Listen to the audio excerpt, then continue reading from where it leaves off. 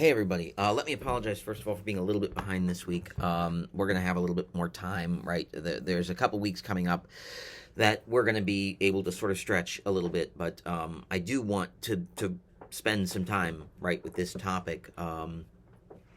As far as this week goes, right, the more important of the two topics that we're looking at this week is the Myth of Sisyphus, right?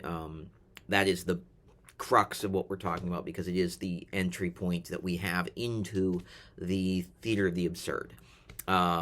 We talk about absurdism in the same way that we talk about existentialism, in that it is a philosophy that does sort of point us towards the way that we live and towards the way that we react to life in general.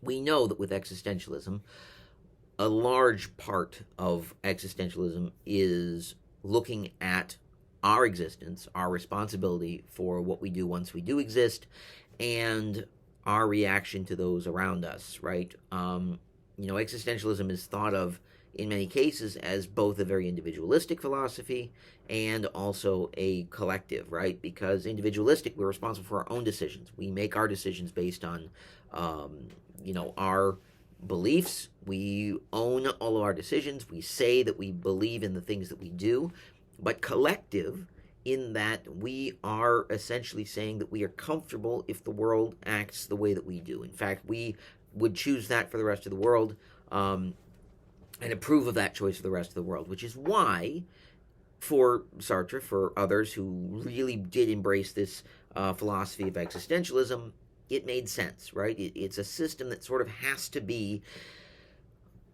moral in a way, because if you choose things that would otherwise upset the social order, then you basically agree that if everybody did the same thing, you'd be fine with it, right? We kind of had that example of if we all went to Chipotle and just took whatever we wanted off the shelf without ordering anything, they would stop offering the service. People wouldn't trust each other anymore, right? The whole system would break down, right, if we allowed for that. And I think that the absurd is can be viewed of in somewhat the same way, right? The absurd comes from this idea of what Albert Camus calls rupture. And he talks about it as rupture, as a divorce, as a feeling of distance between what we expect out of life and what we receive. And in a way, sure, we might think of this and say, so he's just saying, life is the way that it is. In a way, kind of, right? But in that we get no good answers from life. We have to make our own way. We have to make our own answers work.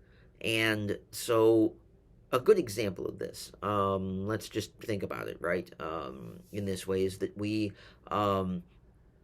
if we spend our entire lives, right, working hard, working diligently, trying to make sure that things go well, we've eaten, good foods, we have, tried to work out, we have done everything we could to go in and take care of our health and have, the doctors look at us and make sure that we're in great health.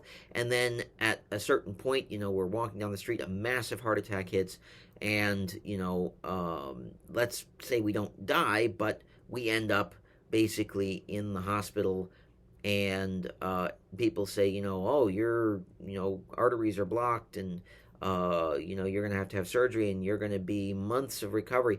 You might think of that as an absurd situation, right? I did everything I could to make sure that this was going to work out for me. And the response I got is one that has no explanation, right?